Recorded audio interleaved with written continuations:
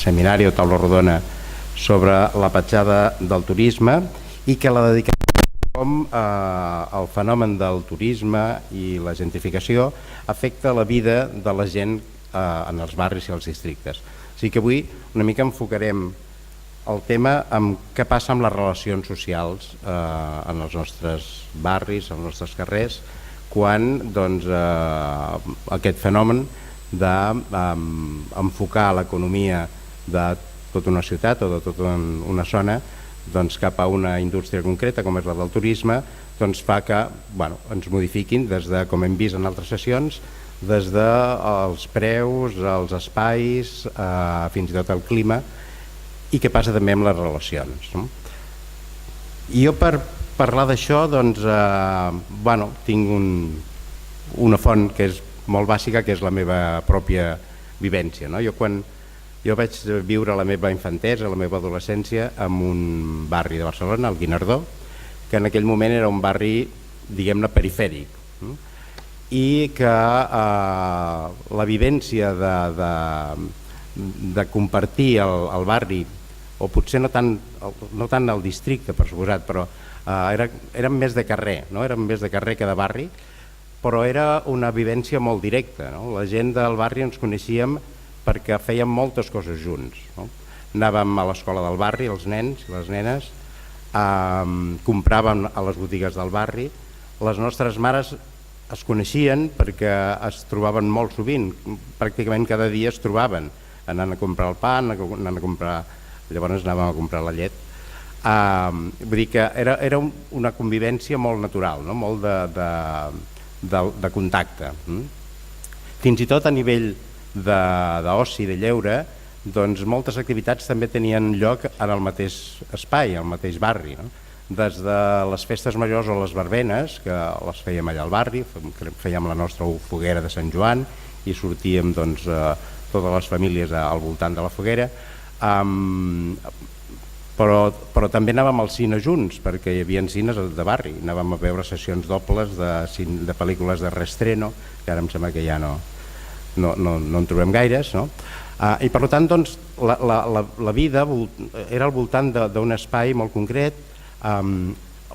També era una relació molt femenina, perquè eren sobretot les mares que amb una porció, un percentatge molt més alt que actualment restaven a casa, que convivien entre elles i que passaven moltes estones a vegades soles, perquè la resta de la família era fora de casa, a l'escola o al treball, i la manera de connectar-se amb la gent era mentre estens la roba al cel obert, parles amb les veïnes. Vull dir que era una relació molt natural.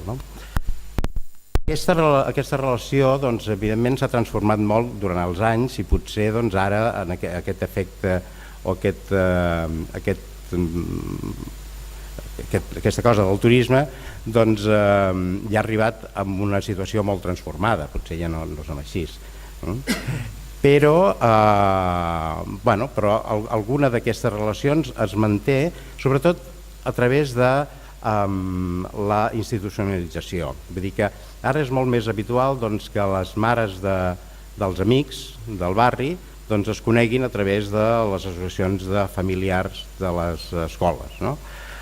És veritat que ara el transport ens ha fet que potser ja no visquem tant al barri, vull dir que ara baixem més al centre per qualsevol cosa o anem a comprar a un centre comercial, vull dir que ens movem molt menys, no sols per Barcelona, sinó que ens movem molt més per una àrea molt més àmplia i per tant les relacions ja no són tan habituals o tan quotidianes amb la gent del nostre propi barri.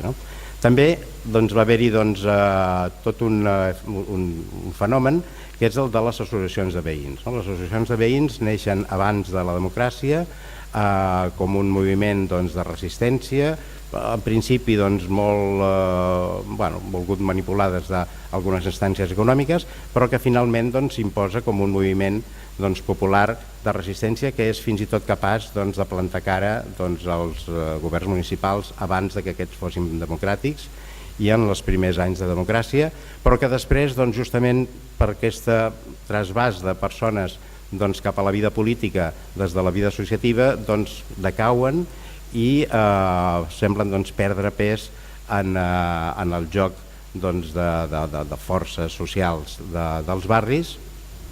I últimament, entre altres coses, per al fet també de defensa davant de la situació de la gentrificació i el turisme, però veiem que tornen a ressorgir les pròpies associacions de veïns i a vegades altres tipus d'associacions de defensa del desnonament, de la carestia del lloguer, de l'incivisme dels comportaments d'algunes persones turistes, de tota la problemàtica que hem anat visquent els últims anys, des que tenim la marca Barcelona, des de les Olimpiades, que altres moviments més, diguem-ne, d'activistes, ja no és aquella relació tan de pell, tant de contacte dels veïns, com una relació mediatitzada per una temàtica, per un fet que fa que les persones es trobin i, evidentment, quan es troben, encara que sigui per protestar per una actuació urbanística o per demanar que hi hagi una política més d'accessibilitat a la vivenda, les relacions humanes estan aquí un altre cop. De tot això és del que volem parlar, de com les relacions humanes en els nostres carrers i els nostres barris han anat variant i com aquest últim fenomen que ara està transformant la nostra ciutat en una espècie de parc temàtic, que és aquesta massificació turística i aquesta dedicació a la indústria turística i aquesta palera per mostrar la marca Barcelona com un fet molt atractiu i molt desitjable per tothom que vulgui venir, està canviant les relacions que tenim entre el veïnatge dels nostres carrers i els nostres barris. Per fer-ho tot això ho veurem des de tres fets, de tres experiències diferents, de tres ciutats diferents. Per una banda des de Barcelona, però també des de Palma, Mallorca i des de València. I amb nosaltres tenim l'Andrés Antevi, que és antropòleg, que és coordinador de l'Observatori de Vida Quotidiana,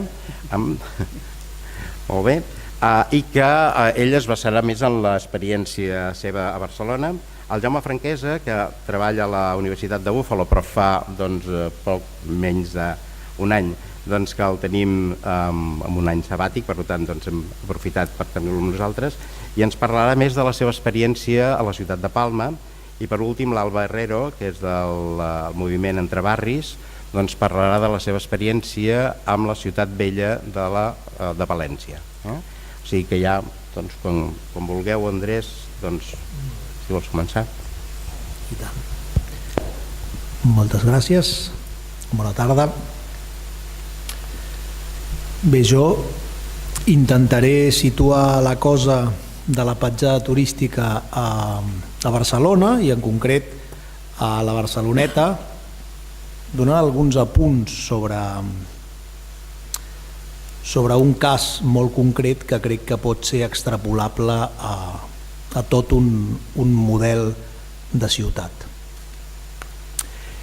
I m'agradaria començar amb una anècdota o amb una cosa observable avui als carrers de la Barceloneta, sobretot a l'estiu, que és la imatge d'un grup de joves asseguts en un portal amb ordinadors portàtils o tablets o telèfons mòbils a les seves mans, probablement conversant amb altres amics a través del xat o a través del WhatsApp o a través del correu electrònic o del Messenger de Facebook, o fins i tot consultant l'hora en la que surt el seu vol de l'aeroport.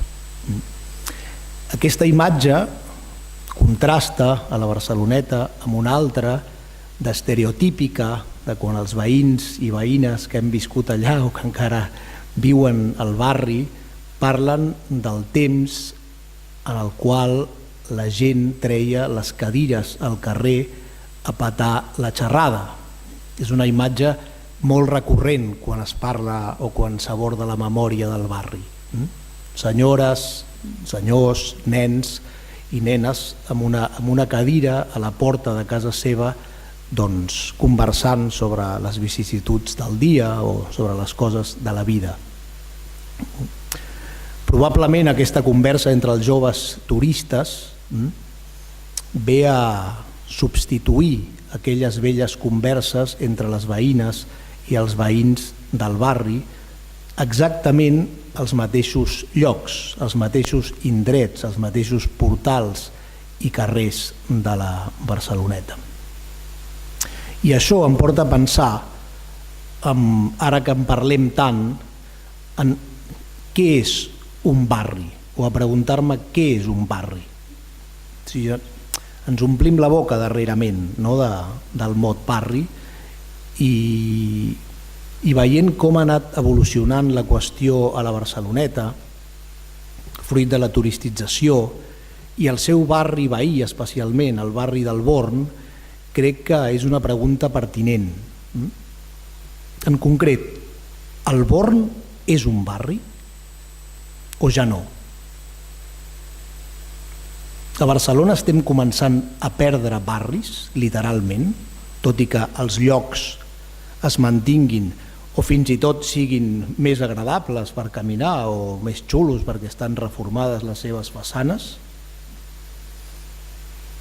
Òbviament, crec que un barri és la seva gent, el seu veïnat, el teixit social que el fa ésser això que avui en dia encara anomenem barri. Però crec que hi ha un perill a la ciutat, que és que si la població residencial es va substituint cada cop més per població flotant, hauríem de començar a buscar altres conceptes, que no sigui el concepte barri. El cas del Born és el que em sembla potser més clar en el conjunt de la ciutat, i el que està passant en altres barris, com per exemple la Barceloneta, crec que és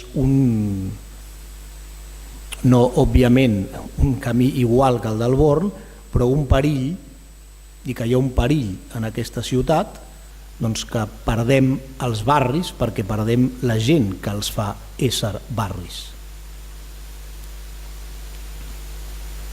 La Barceloneta és potser el màxim exemple contemporani a la ciutat de Barcelona de com s'ha desenvolupat un procés ferotge d'usurpació de la vida en els llocs. I allà on mirem i qualsevol cosa que decidim analitzar de la vida a la Barceloneta avui està atravessada per aquesta qüestió, absolutament tot. O sigui, no queda res del que havia estat el barri de la Barceloneta per començar a esdevenir una altra cosa absolutament atravessada per la lògica de la indústria turística contemporània. És a dir, que quan parlem, que en parlem molt darrerament, afortunadament en parlem molt, de la turisització, de la massificació turística, d'una ciutat turistificada, d'un model, d'una marca, etc., doncs tenim un exemple molt clar, d'una banda, de com ha desaparegut un barri, en el cas del Born, i de l'altra, de processos en els quals hi ha perill de desaparició, com jo crec és el cas de la Barceloneta. Perquè és la cirereta d'un pastís turístic a la Barceloneta. El barri més proper és un barri sobre la platja, sobre la sorra, que és un dels atractius més importants que té aquesta ciutat des de la perspectiva de la indústria, i també a 10 minuts caminant de la Rambla. O sigui, la seva ubicació la converteix en un espai absolutament central en el que és la lògica del desenvolupament del mercat turístic contemporani a Barcelona. I aquest procés, diguem, que ha transformat de dalt a baix aquest barri, l'antic barri mariner, doncs es desenvolupa, jo crec, en sobretot 3 etapes principals. Ja ho deia abans l'Emili, la primera cal situar-la com gairebé totes les que tenen a veure amb la reflexió històrica sobre el turisme a la ciutat en el cicle olímpic, a partir de l'any 1986, on a la Barceloneta el primer dels impactes és un concepte que va fer molta fortuna al temps del maragallisme, que és que la ciutat de Barcelona estava suposadament, segons ells, d'esquenes al mar i que calia obrir la ciutat de Barcelona al mar. O sigui, després de dècades, crec 3, doncs la cosa la podem analitzar ara i potser la pregunta era per a qui calia obrir la ciutat al mar. Això és una cosa extrapolable pràcticament a tot el procés de reforma urbanística que es fa als diversos barris de la ciutat. És a dir, quan la ciutat es millora urbanísticament, per a qui es fa? Aquest cicle es va caracteritzar per una reforma multidimensional des d'una perspectiva urbanística de la Barceloneta, que implicava, òbviament, tota la franja litoral, que implicava també la reforma de l'accés al barri, coneixeu, presidit per la famosa gamba de Mariscal al moll de la Fusta, i tota una obertura no només de la platja sinó també del que era l'accessibilitat al barri caminant a través de dos grans vies, una el Passeig Nacional, aleshores després rebatejat Passeig Joan de Borbó, i l'altra tota la reforma successiva del que va ser el Passeig Marítim, que ja havia començat als anys 60 amb el Pla de la Ribera. Aquesta transformació, tant de la franja litoral com de l'accessibilitat, va generar un canvi en el que era fins aleshores, fins als anys 80, doncs ja ho ha explicat la Eva Fernández, m'han dit més o menys la història de la Barceloneta, no m'hi extendré, un barri obrer, un barri mariner, un barri industrial, que també tenia una funció d'esbarjo determinada pels banys de pila des del segle XIX, i per diversos comerços de restauració de més o menys nivell i d'accés adquisitiu divers. I la Barceloneta sempre havia estat un espai d'esbarjo,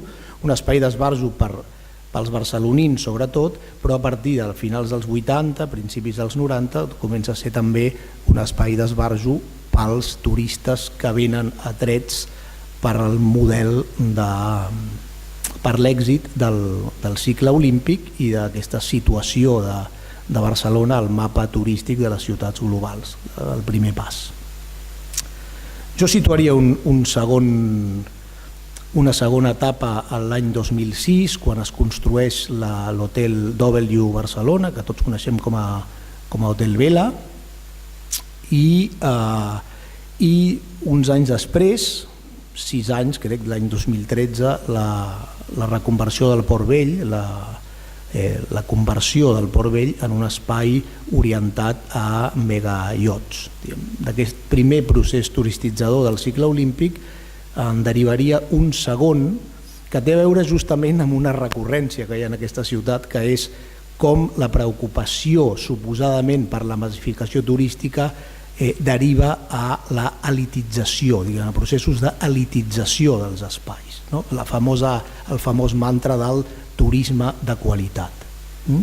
Llavors, aquesta doble erecció de l'Hotel Vela d'una banda i la reforma del Port Vell fa que entri una dinàmica també elititzadora al barri que precisament, i no és casual, coexisteix amb la màxima dimensió massificadora que des d'aleshores pràcticament no ha baixat. O sigui, l'autèntica massificació del turisme a la Barceloneta comença justament en aquell temps, no té a veure amb el cicle olímpic, el cicle és un moment fundacional, en un moment on els turistes comencen a arribar a un barri que fins aleshores era fins i tot considerat com un espai perillós per molta gent, i deia coexisteix aquest procés massificador amb tot un discurs elititzador que encara avui sentim amb el tema, per exemple, de la construcció del Museu de l'Hermitage, que està en el Candelero ara mateix. Aquests dos espais, diguem, el Port Vell d'una banda i l'Hotel W Barcelona, que es diu W per molts motius, un dels quals m'agrada molt a la seva pròpia publicitat, és que es basa en un model d'hotels que tenen un sistema, no sé com dir-li, que és algo així com whatever, whenever, que seria el que vulguis allà on vulguis, no? o quan vulguis.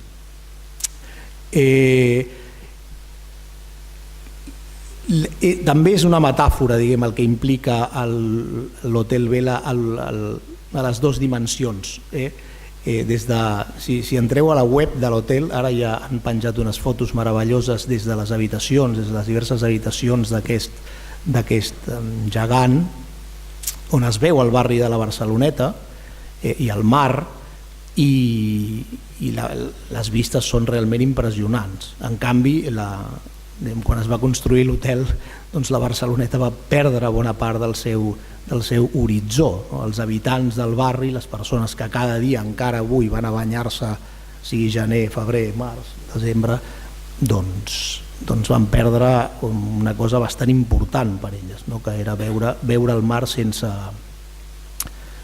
res al davant. La coexistència entre aquest procés de litització i la massificació, crec jo, està també marcada per una qüestió que em sembla fonamental i amb la qual voldria anar acabant, que és el trencament del que van ser els itineraris inicials turístics pel barri, que justament s'esdevenien per les grans vies, és a dir, el passeig Joan de Borbó, el passeig marítim i una via que es deia abans Almirall Cervera i que ara ha estat feliçment rebatejada com a Pepe Rubianes. Aquests tres carrers, aquest triangle, que és una mena d'A, que acabava a la platja, al Club Natació Barceloneta, eren els llocs pràcticament transitats exclusivament pels turistes durant molt de temps, justament perquè els carrerons petits, rectilinis, que són característics del seu urbanisme, eren considerats carrers perillosos per molts dels visitants que tenia el barri. Però això ha canviat per dues qüestions que, repeteixo, em semblen fonamentals. Primera, l'eclosió de tota la problemàtica relacionada amb els pisos turístics i, en segon lloc, el que podríem anomenar la conquesta de l'asfalt. Aquestes noves tendències turístiques basades en l'experiència, que també tenen a veure amb l'èxit dels pisos turístics i que et porten com a consumidor turístic a una mena d'elige tu pròpia aventura, a través, en el cas del trànsit rodat, de bicicletes, go-karts, segways, patinets elèctrics, tots els ginys que pugueu imaginar. Aquesta qüestió en la Barceloneta, i que a més es va viure d'una forma molt clara a través de la proliferació de tota mena de cases que llogaven aquests ginys, va coexistir amb l'eclosió de la problemàtica dels pisos turístics, 55 llicències al principi i després un autèntic desgavell del qual encara no n'hem tret l'entrellat, encara no se sap realment quants pisos turístics hi ha al barri de la Barceloneta, tots i els esforços actuals de l'Ajuntament. Però això va implicar el que podríem anomenar en termes de Goffman un pas del front stage al backstage, o sigui, un pas d'un lloc on encara el barri estava preservat dels turistes, tot i ser un barri turístic, a un barri turistitzat absolutament per tot arreu, és a dir, platja a platja, plaça a plaça, casa per casa, carrer per carrer. I això és el que es veu avui dia, o sigui, turistes transitant absolutament per tota la trama urbana del barri i vivint absolutament en qualsevol lloc és potencial d'allotjar turistes, qualsevol dels seus petits quarts de casa. Conseqüències d'això? Doncs tota mena de problemàtiques, problemàtiques socials, residencials, relacionades amb l'ús de l'espai públic i també veïnals. Ja sabeu que la Barceloneta ha estat portada de molts diaris d'arreu del món perquè va ser un dels llocs on va néixer, jo crec, un moviment que està creixent arreu d'Europa i que és un moviment antituristització a partir de l'any 2014, quan els veïns van sortir ja al carrer farts de la situació que cada estiu es viu al barri, i que no és una qüestió menor, perquè de fet no la podem deslligar del canvi de govern que va haver a Barcelona un any després. És a dir, la victòria dels comuns a la ciutat té molt a veure amb el fet de que es sabés visualitzar un autèntic canvi de mentalitat en molts barcelonins en relació al que implicava la ideologia del turisme. O sigui, el turisme va deixar de ser, a partir de l'any 2010, 2011, 2012, aquell manar que tots volíem que vingués i que ens fes a tots sortir de la misèria, o ens fes rics, o ens fes desenvolupar, millorar, etc. O sigui, aquest trencament de la ideologia del turisme, en part, es va veure als carrers de la Barceloneta durant aquells anys on els veïns van començar a sortir al carrer dient que no volien més allò que suposadament era el que els donava de menjar, no? I a partir d'aquí doncs això ha anat creixent a altres barris de Barcelona. Crec que teniu una sessió que destinareu a aquesta qüestió, per tant no m'hi extendré, però voldria acabar amb una mica, per fer la rodona, no? La qüestió central és el trencament del teixit social i com la gent que viu i que utilitza el barri des d'una perspectiva residencial per dormir, per anar a treballar, per anar a comprar, per anar a la ferreteria o per passejar el gos, doncs té cada cop més problemes per dormir, per anar a comprar, per passejar el gos o per anar a la ferreteria. I això també ha generat, diguem, un trencament entre el propi teixit veïnal, no en relació als estrangers, als forasters, que paradoxalment la Barceloneta, per ser un barri portuari, sempre ha estat un barri obert a l'estrangeritat des del seu propi naixement. De fet, va acollir a la gent que havien expulsat del barri de la Ribera perquè van construir la Ciutadella, des de la seva població fundacional, i després ha acollit gent d'arreu del món al llarg de tota la seva història, però també està trencant el propi teixit veïnal a nivell intern. De fet, és característic l'enfrontament que hi ha des de fa anys entre els veïns i veïnes de la Barceloneta, entre el que serien les seves dues grans organitzacions veïnals, que és l'Associació de Veïns de la Barceloneta d'una banda i l'Associació de Veïns de l'Hòstia de l'altra. I és curiós veure com aquestes dues entitats, fins i tot en relació a la problemàtica del turisme, que insisteixo, és una problemàtica multidimensional que trobeu allà on mireu en el cas del barri, doncs també hi ha una divisió. I aquí el cas de l'Hermitage, no? Mentre una de les entitats creu que fomentar el turisme de qualitat a través d'un museu de prestigi internacional com l'Hermitage canviarà el turisme al barri i acabarà amb el suposat turisme de borratxera i bla bla bla, doncs l'altra entitat, que sempre ha mirat en relació al turisme la qüestió de l'especulació, la qüestió de la massificació com el problema central, doncs no està d'acord amb que s'instal·li el museu al barri.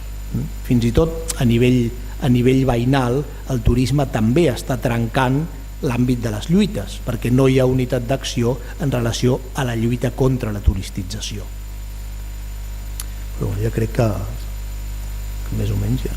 Molt bé, doncs no. Gràcies. Has estat molt respectuós amb el temps. De fet, et queda un minut si vols dir alguna cosa. No.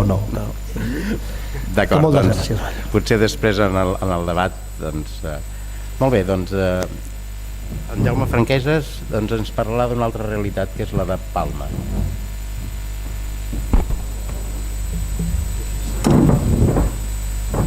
Està en marxa això? Sí. Bé, hola. El que us explicaré, de fet, té, jo crec, bastants punts de contacte amb el que ha explicat l'Andrés, cosa que és bona perquè fomentarà, suposo, la discussió. Em sentiu bé, oi? Sí. A veure, per què sóc aquí, no? Per què m'han invitat? Entenc que perquè entre 2002 i 2006, posteriorment també seguint, però el gruix de la recerca que vaig fer etnogràfica a Palma sobre la gentrificació del centre històric, doncs és d'això que parlaré, no? Per què pot ser això interessant? Doncs perquè crec que hi ha molt a aprendre del cas mallorquí, això per un cantó, moltes de les dinàmiques, l'omnipresència, per exemple, del turisme que podem veure aquí, que podem estar remuntant als Jocs Olímpics, coses així, a Palma ens remuntaríem als anys 50, probablement, o com a mínim als 60, i per tant, crec que Barcelona... Jo no soc mallorquí, per cert, ho dic perquè de vegades llavors em diuen això dius perquè és mallorquí, no ho soc, però de vegades tendim, els barcelonins en especial, els catalans en general, a mirar-nos molt amb això i a pensar més que els mallorquins han d'aprendre de nosaltres que no pas al revés. I en aquest cas crec que hauria de ser nosaltres que els hauríem de mirar ells primerament. I la segona cosa, per donar una mica de profunditat històrica, seria potser més interessant que parlés d'una cosa feta més recentment, però tinc el que tinc, i la profunditat històrica és interessant perquè penseu que quan jo vaig fer aquesta recerca i vaig voler primer defensar la tesi i després publicar el llibre, i això estem parlant de 2006, 2007, 2008, la paraula gentrificació no me la deixaven escriure. Ara ens sembla que tothom sap el que és gentrificació. Fa 10 anys no la podies escriure directament. Vull dir que aquestes coses jo crec que també és interessant tenir-les en ment, diguéssim, no? Bé, en la meva recerca el turisme no era el meu principal interès, el que passa és que, com dic, quan un és a Palma no té més remei que fixar-s'hi. El que jo em volia fixar més aviat és en aquest procés de gentrificació que explicava i a part de fixar-me en el que feia el capital immobiliari, quan dic capital vull dir també la gent que el representa, sinó també en aquella sèrie de mecanismes no pròpiament econòmics, no? Que feien la gentrificació possible. Això incloïa parlar de diverses coses, jo aquí em centraré en tres. Per un cantó, i aquí m'estendré molt poc, en el canvi de les polítiques urbanístiques, és a dir, va haver una promoció legal, diguéssim, de planejament per promoure aquesta gentrificació, per promoure creació d'oportunitats de plusvàlua, és a dir, que hi hagués qui pogués fer beneficis del sòl urbà, no? Bàsicament. I la manera de realitzar aquests beneficis era la gentrificació. Aquí només l'únic que vull dir és que jo llavors el que proposava era entendre les polítiques urbanes que jo anomenava, i crec que correctament neoliberals, eren aquelles que havien passat de fixar-se en el resident com el subjecte de les polítiques urbanes a fixar-se en algú que estava a venir, jo li deia, por venir, si voleu en castellà, no? Aquest qui podia ser l'inversor, el gentrificador, també el turista. Crec que aquest canvi de qui és el subjecte de les polítiques urbanes és clau i insistiré al llarg de la xerrada. L'altra cosa que m'he fixat també és en les pugnes dins el veïnat, igual que explicava l'Andrés en el cas del barri on jo més em vaig centrar, que és el barri de la Calatrava. També es van estructurar dues associacions de veïns. La mateixa situació succeïa a altres barris del centre històric i també hi havia una certa a favor i en contra de la gentrificació que també es traduïa en un discurs a favor o en contra d'un cert tipus de turisme també més o menys d'elit. Com a anècdota diré que el president de l'associació, diguem-li, pro-gentrificació era cap de sucursal bancària de Bancaja. Uns anys després va acabar a la presó perquè es havia dedicat a fer tot tipus d'hipoteques fraudulentes, només com a petit anecdotari de la situació. Clar, estem pensant que estem en el moment màxim de l'auge de la bombolla immobiliària, en el moment en què jo estic fent recerca allà, no? Aquests conflictes, doncs d'alguna manera eren conflictes entre l'espai com un lloc per habitar, socialitzar i viure i l'espai com una mercaderia i com un actiu financer. Remarco això de com a actiu financer perquè en tant que actiu financer tothom qui és propietari com a mínim d'alguna manera està dintre d'aquest circuit. I aquestes tensions sovint s'expressaven també entre gentrificadors i residents. Llegiré un exemple, malauradament aquí aquesta és la versió castellana del llibre i el tinc en castellà, però bueno, em diu el mestre forner Miquel, mort, de Fornes Pallateria, persona important, si sou palmesans el coneixereu segur. Li pregunto, anem parlant d'aquests temes i em diu: això és també una conseqüència de la degradació del barri. Quan tens una degradació del barri, si se degrada t'hi entra tot. El Calatrava havia sigut un barri bastant degradat, diguéssim, empobrit anteriorment, llogaters, els propietaris no invertien, el parc immobiliari de mitjana 100 anys havia anat degradant, etc. Llavors em diu, que hi ha un problema de degradació anterior perquè ens entenguem aquest procés que estic explicant. Diu, els veïns que tens tota la vida doncs, ja estan acostumats que a les 6 del matí, doncs, segons quins dies, aquesta xemeneia traurà fum. Estem parlant d'un forn de llenya, per cert, un forn del segle XVI. Sempre en treu de fum, però hi ha dies que el vent bufa cap un cantó i dies que bufa cap un altre. I fa no gaire va venir una sueca i me va dir: i què passa? Que s'apega foc alguna cosa? No. Com que no? No, s'apega foc el mateix de cada dia. El pa. Però és que a mi me va venir tot així, alterada. Doncs miri, avui bufa el vent cap a un cantó i avui l'he vingut a vostè. I això no pot ser, me va dir. Com que no pot ser, senyora? Des de l'any 14 cremant llenya.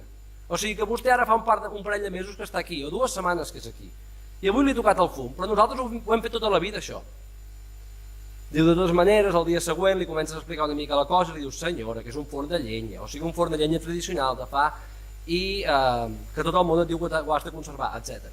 Només volia llegir aquesta petita vinyeta per explicar aquests tipus de conflictes que eren permanents.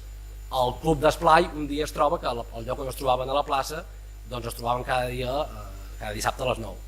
Doncs un moment donat alguns dels gentrificadors van dir que allò era molt d'hora i que els nens feien molt de soroll i que per tant el club d'esplai havia de trobar un altre lloc per fer el seu punt de trobada, no? És a dir, conflictes a mansalva d'aquests de què parlàvem de la convivència. Però a més hi ha tota una sèrie de mesures també orquestrades per part d'aquesta associació i de l'Ajuntament destinades a pacificar l'espai. Es fa fora un mercadillo que hi havia que estava establert a la zona, però s'arriba fins i tot un punt molt interessant que el Marc Morell ha destacat, un col·lega amb el que he treballat. S'impedeix que les velletes alimentin els gats.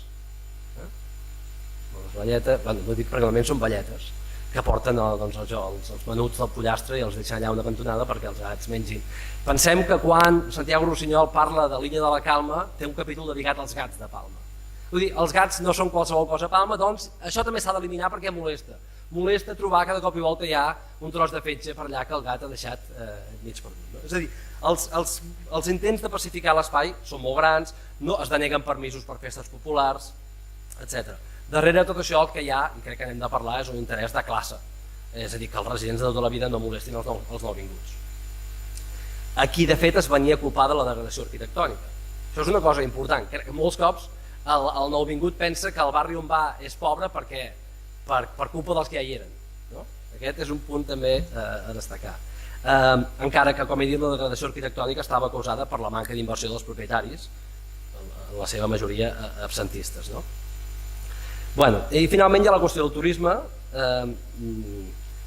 Això tenia molt a veure amb una reestructuració del negoci turístic a l'illa, fins als anys 80 especialment. El model turístic mallorquí era un model únicament basat en les grans cadenes hoteleres i doncs això, si heu estat a Mallorca, doncs Magaluf, Palma Nova, Serenal, etc. No? I doncs per un turista que cercava sol, sangria i platja. I doncs això, la típica cosa dels turistes que no sabien que Mallorca era una illa, no? Perquè se'ls en refotia, per parlar clarament. El que volien era sol, sangria i platja. Que fos una illa o no era el de menys. Això per diversos motius que no és el cas explicar ara, tot i que si voleu en podem parlar després, aquest model va anar quedant obsolet i calia trobar noves possibilitats d'expansió turística. Això és important, és a dir, el capital turístic, com tot capital, ha de créixer, no només ha de reproduir-se, ha de reproduir-se creixent, no? Ha d'expandir-se. I això és el que passa, i llavors cal trobar altres tipus de llocs on anar, i el que cal és vendre la Mallorca real. No? Cal que el turista que vingui, ara volem turistes que sàpiguen que això és una illa, que sàpiga que això Salmudaina és l'Almudaina és el que és, que la catedral és el que és, que la Serra de Tramuntana és un lloc, en fi, ja m'enteneu, que tingui en compte el valor, diguem, natural i cultural de l'illa. No? A la pràctica, aquesta reorientació es traduïa això, en posar al mercat zones que tradicionalment havien quedat fora dels circuits turístics i aquelles que permetien major plusvàlua eren aquelles que eren més barates. És a dir, posar al mercat turístic una zona degradada és un gran negoci. I doncs això, hi ha aquesta posada en valor a través de la inversió immobiliària, però també a través de la narrativa de valor. Això es creen una sèrie d'itineraris turístics, museïtzacions, patrimonialitzacions, etc., que el que fan és destacar la zona com un lloc de valor idiosincràtic, amb valor cultural, etc. I això el que fa és que venen aquests turistes patrimonials que busquen una història passada i romantitzada, sobretot medieval, una història que és anterior als habitants del barri, per tant, que d'alguna manera fa foranis els habitants que hi ha al barri. És a dir, aquest era un barri bàsicament industrial i no hi ha cap referència a les empreses, a les fàbriques que hi havia a la zona, de manera que els habitants que hi ha no tenen sentit pel turista que ve, no els pot ubicar dins del barri. Doncs això té moltes conseqüències, però en voldria emfasitzar una, que és una miqueta el que deia l'Andrés. Això que deia ell de la A i que de cop es comencen a posar els turistes per dins dels carrers, doncs al centre històric de Palma succeeix igual. Abans el mallorquí sabia a quines platges hi havia turistes i a quines no hi havia turistes. I anava a les que no hi havia turistes quan anava d'esbarjo. Ara mateix això és molt menys clar, cada cop els turistes saben més noves platges, aquest turista més entenimentat, si voleu dir-ho així, que sap quines cases buscar. Però el mateix que succeïa abans el turista s'anava a un hotel a la costa, ara et pots trobar aquesta sueca que hi va 2 mesos l'any, que no se sap si és turista o gentrificadora i que a la cop i volta és la teva veïna i li molesta el fum del pa. És a dir, aquesta infiltració del turisme a través d'aquest procés d'elitització i d'un turisme cultural, etc. Bé, conclusions, què intento dir amb tot això que estic dient? La primera, i crec que la principal conclusió, que aquí us he intentat explicar, és que tot això es dona de manera molt barrejada, totes aquestes coses que he anat explicant, i precisament la dificultat rau a separar de manera clara quin és l'impacte concret del turisme o la relació específica que turisme i gentrificació mantenen. Posaré un exemple, allò que deia, les polítiques urbanístiques es fan per algú a venir. Bueno, aquest algú a venir és un turista o un gentrificador. La Ingrid, la veïna del Miquel del Forn, és una turista o una gentrificadora si hi passa 3 setmanes. Estem davant d'un canvi de model turístic o estem davant d'una estratègia purament immobiliària? Perquè bàsicament el negoci es fa immobiliàriament, tot i que també hi ha, com parlàvem abans fent el cafè, doncs això, els hotels botiga aquests que es posen al centre històric de Palma, que representarien un cert canvi de model turístic. I després el turisme té aquest rol legitimador. Si quan es fa l'itinerari turístic a Calatrava, aquest que deia, aquest patrimonial, haguessin dit no, és que això ho fem perquè ara puguem prendre les cases més cares i us farem fora del barri. La gent hagués dit, doncs no ho feu. No, és que ho fem perquè els turistes vinguin a veure-us. Bueno, no és el mateix. És a dir, el turisme, tot i que precisament és tan important, això que deia l'Andrés, que en un moment donat algú digui prou no volem turisme, perquè el turisme si no passa més fàcilment, te'l vas tragant, diguéssim, perquè té aquesta cosa que sembla menys nociu que no pas les dinàmiques immobiliàries, quan molt sovint és difícil saber què és què. Doncs això, el que vull emfasitzar és el grau d'infiltració del turisme i el seu pes ideològic. El turisme sovint no és tan problemàtic en si mateix, sinó perquè tendeix a intensificar i legitimar dinàmiques immobiliàries i polítiques que desposseeixen la ciutadania. Això és el que fan. I la segona conclusió, que crec que la meva recerca posa sobre la taula, és que la relació entre gentrificació i turisme no és gens nova. És a dir, no ve d'Airbnb, si bé és obvi que Airbnb, per posar un exemple, en facilita la difusió.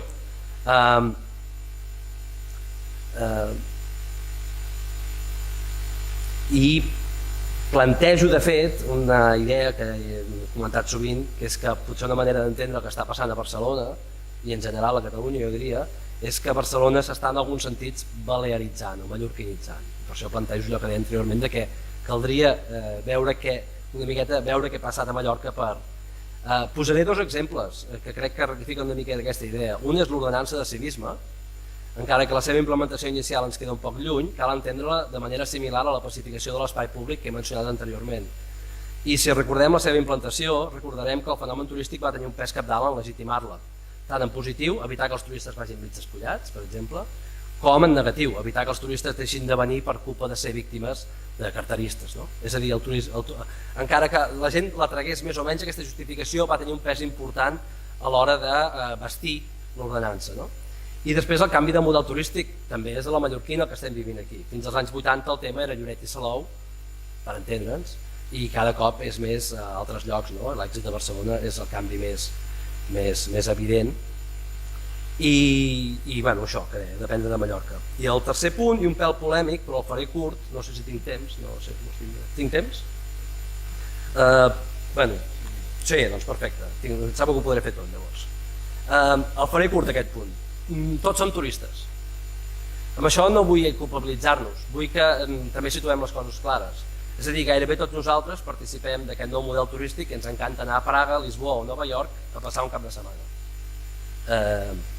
El turisme és una mica l'equivalent, podríem dir, del cotxe privat de l'època de fa 40 anys. Era el problema i tots en volíem un.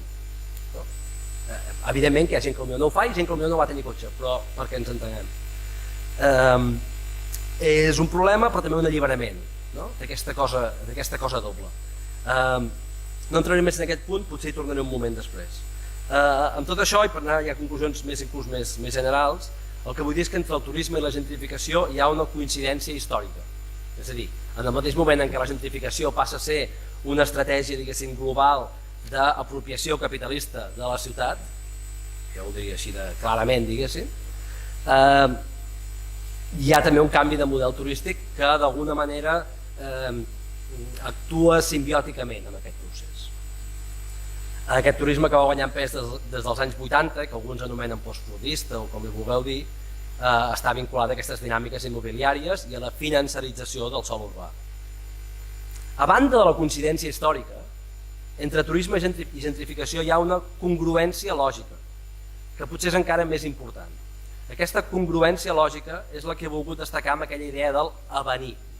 És a dir, la neoliberalització es correspon amb una pèrdua de drets del ciutadà, en tant que tal, que cada cop és més vist com un usuari, un contribuent, un consumidor, etc. En aquest sentit, la figura del turista, del que està de pas i gasta, esdevé molt útil a efectes materials i ideològics per a la governança neoliberal. El turista encarna la figura perfecta d'aquell que sempre està per venir, que mai no es queda prou temps com per a reivindicar drets de manera política. I això, com deia, és superútil en un moment on la gentrificació esdevé una estratègia global. El turisme, si ens hi fixem, no va mai a territoris, va a llocs concrets. Les polítiques redistributives, les polítiques, diguéssim, keynesianes, si ho voleu dir així, tendeixen a centrar-se en territoris amples. Llum i aigua per tothom, llum a casa i aigua per tothom, sanitat per tothom, escolarització per tothom, per tota la gent que està en un territori. En canvi, el turisme va a llocs específics, no a tota Barcelona, sinó a la seva part central, o potser al final a tota Barcelona, però no va a determinats llocs del Vallès, o a Igualada no tenim turistes, no? O un dia en tindrem, però vull dir, a dia d'avui no n'hem vist mai cap. En fer això, el turisme també permet que es creïn diferencials de valor, és a dir, el capital necessita que hi hagi llocs per on moure's. Si tot és igual de car, no li funciona, ha de poder bellugar-se. I és indubtable, com deia abans, que plataformes com Airbnb signifiquen un pas més en aquesta estratègia global. De cop i volta el turisme ja no només som tots, com deia abans, allò que tots ens ha d'anar a passar un cap de setmana, sinó que tots som empresaris turístics, potencialment. I això ja va passar amb el tema immobiliari i la bombolla, els rellogats i coses d'aquestes, això tampoc és del tot nou. Però ara tots estem, quan dic tots, entengueu-me, molta part de la població, i no vull moralitzar-ho, molta gent potser no té altra sortida. Tots estem disposats a llogar les nostres possessions, tots estem més i més obligats a tractar les nostres possessions íntimes i els nostres contactes socials com a actius financers, dels quals podem obtenir rendes. El turisme, per tant, ha de ser dimensionat. Sovint no és tant el turisme en si que és un problema, el turisme és la manera, o una de les maneres, com a la ciutat s'infiltra una estratègia neoliberal. Com a tal mecanisme, cal desemmascarar el turisme i lluitar contra ell. No hi ha dubte, el que deia l'Andrés. Però tampoc no hem de perdre de vista la situació. El turisme no és l'enemic, sinó un instrument de l'enemic. I això ho dic per molts motius, però un d'ells, per allò que repetia anteriorment, que tots som turistes, i el problema en fer el turisme l'enemic és que podem acabar amb discursos moralitzants i essencialitzadors que crec que no duen enlloc. És a dir, discursos del tipus de separar els de casa de veritat dels altres, no? I això també és una cosa que potser podríem aprendre de Mallorca, en el sentit que de Mallorca també s'ha d'aprendre dels errors que podria haver-hi. I ja està, fins aquí. Molt bé, doncs gràcies, Jaume. I ara ens queda l'Alba. L'Alba ens parlarà de la Ciutat Vella de València. Molt bé. Bueno, moltes de les coses també estaran relacionades i això jo crec que és interessant, inclús malgrat el període temporal del que estem parlant, perquè bueno, en el cas de Palma s'ha remuntat als anys 60, en Barcelona també va començar molt abans, en València és prou recent allò del que us vaig a parlar i bueno, del que estem parlant, però encara així una de les coses, per exemple, que en València més ens molestava era que fa no aplega 3 anys, quan començà el malestar en València pels problemes del turisme, la regidora de turisme en l'Ajuntament de València en aquest moment va fer una enquesta que no entenem encara molt bé a qui li va preguntar, perquè la conclusió era que en València no hi havia cap problema ni cap conflicte ni cap malestar en el turisme, no? I al final l'argument era bueno, no som Barcelona.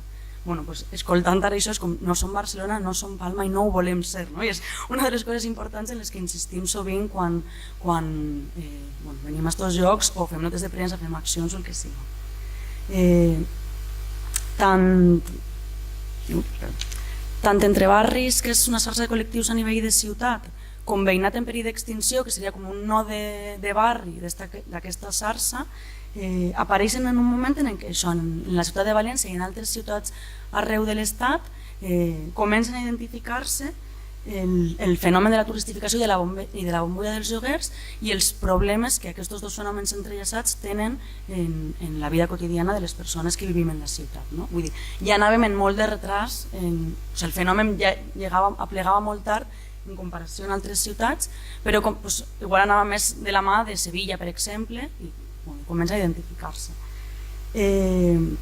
Encara que jo us vaig a parlar sobretot de Ciutat Vella, que és un districte en 4 barris, entre barris estem organitzant-se a nivell de ciutat i cada barri ha tret d'alguna manera les seues lògiques d'organització, perquè té les seues especificitats i particularitats, però al final estem treballant en els problemes comuns, que són el turisme, l'elitització, el desplaçament de les persones dels barris que habiten i un poc la falta de polítiques públiques d'habitatge per contrarrestar tots aquests fenòmens, no?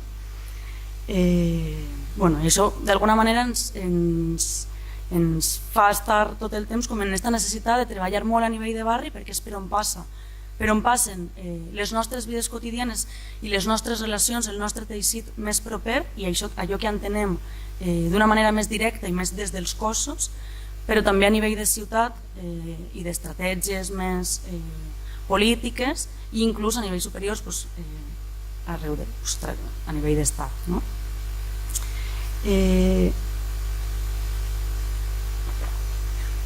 Quan comencem en aquest procés de reflexió i mirem a ciutats com a Barcelona o com a Palma, que ja porten recorregut i que d'alguna manera són exemple, una de les coses en les que comencem també a parar atenció perquè ens apleguen de manera com molt difusa són totes les situacions de desplaçament que n'hi ha arreu dels barris, no? Que moltes persones que per pujades de lloguer, per no renovacions de contractes o per problemes de convivència han de deixar les cases en les que viuen. I una de les problemàtiques o de les dificultats en les que també ens trobem i que encara estem treballant en això perquè no la tenim gens resolta és l'aconseguir assumir que es tracta d'un problema sistèmic i col·lectiu, com bé estaven expressant, del model de ciutat, del model d'indústria turístic i no tant d'un problema individual i d'una responsabilitat individual, no d'un haver fet malament les coses, no? De fet, fa poc estàvem parlant en unes senyores molt majors d'un carrer de Ciutat Vella que els ha plegat la carta de que no els renovaran el contracte i una li dia a l'altra: això és culpa teua perquè no ho renovares a temps, no? No és culpa d'eixa dona perquè tampoc tenia les ferramentes per a poder fer d'una altra manera i perquè el contracte que tenia des de partida ja era injust per a ella i no anava a poder previndre aquesta situació, no? Però una a l'altra s'estaven responsabilitzant i això passa constantment, no? I estem, una de les feines que des d'entre barris i ja cada barri, en aquest cas nosaltres des de veïnat, tractem de fer és, qualsevol d'aquestes situacions no és responsabilitat individual teua, sinó que estem parlant d'un problema de ciutat que hem de resoldre o que seria interessant tractar de resoldre de manera col·lectiva, no? El fet de tindre més força.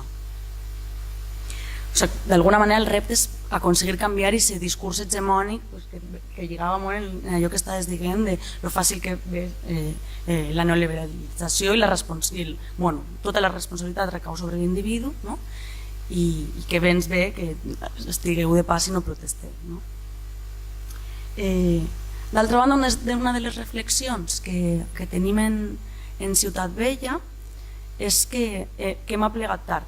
Aquest fet de donar-nos compte del fenomen del desplaçament hem aplegat tard.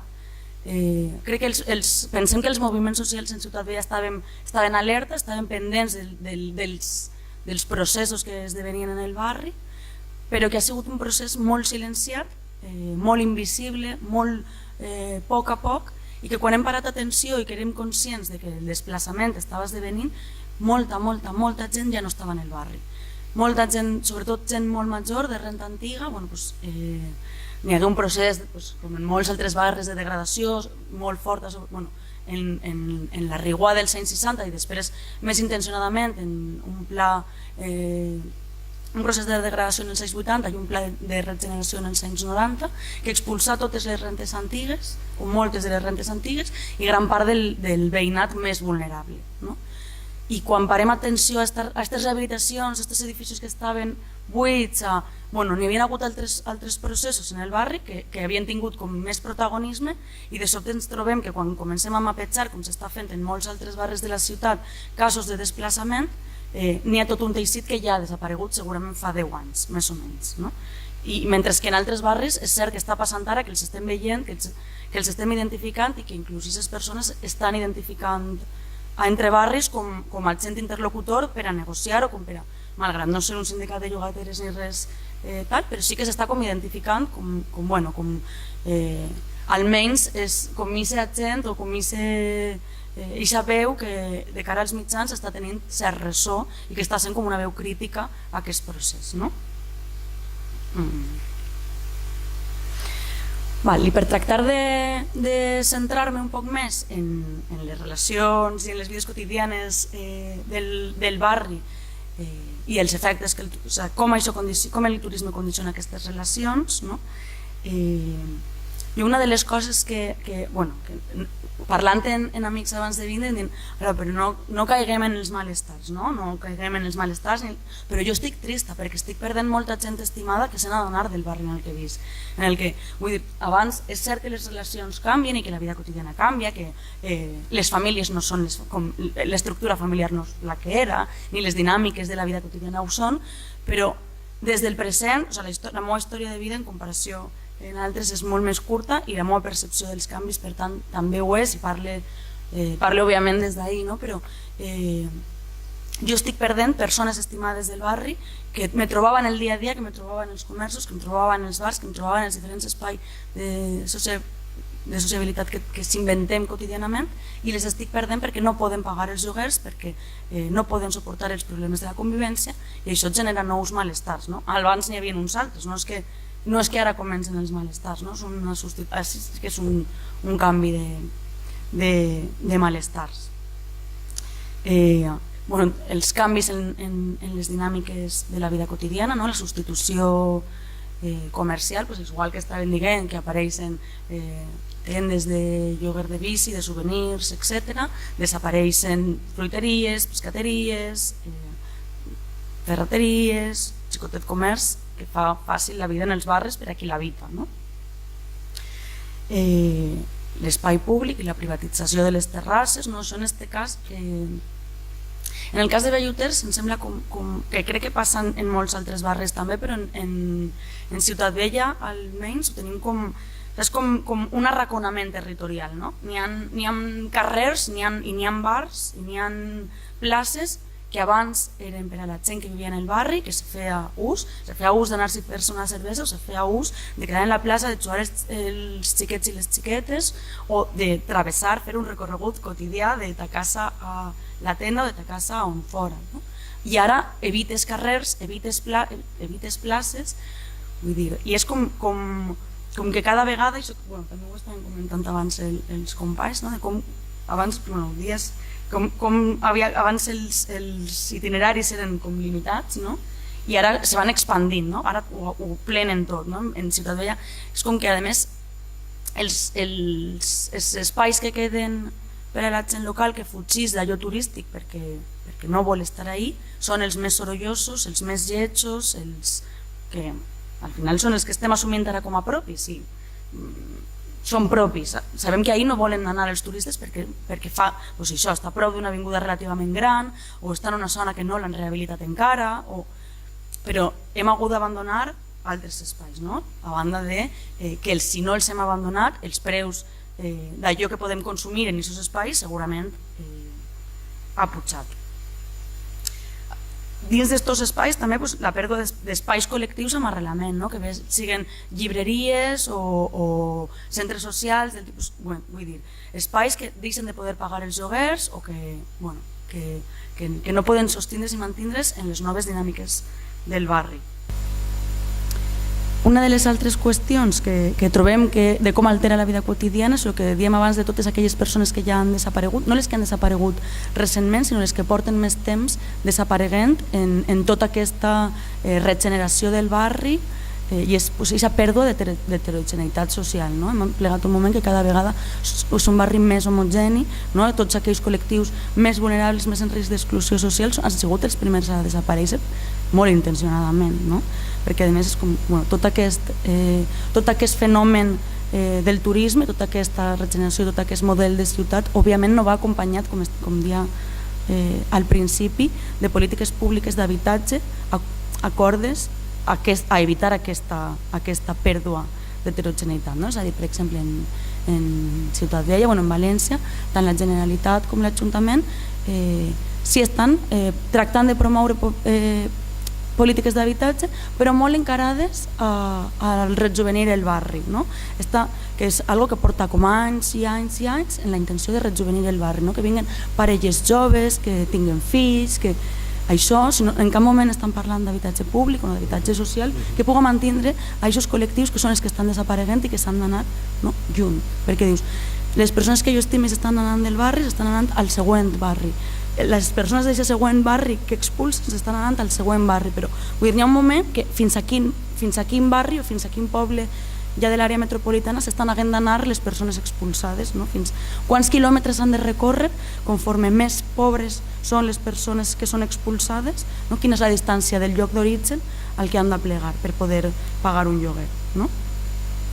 I d'altra banda, lligat en els nous malestars, està desapareixen persones llogateres que vivien en el barri, que n'hi havia unes relacions X, bones, roïnes, com tots els barris, no anem a idealitzar les relacions dels barris perquè moltes vegades també són dolentes, perquè moltes vegades les veïnes i els veïns criten, vull dir, però eren les que n'hi i apareixen uns nous problemes que són els que genera la convivència en apartaments turístics i les persones propietàries que abans tenien unes persones llogateres que vivien quotidianament ahí i que podien parlar tractar de resoldre aquests problemes en la veïna o en el veí, de sobte tenen unes persones itinerants que van canviant, que no són ningú, en qui no poden resoldre els problemes quotidians de no poder dormir, de no poder...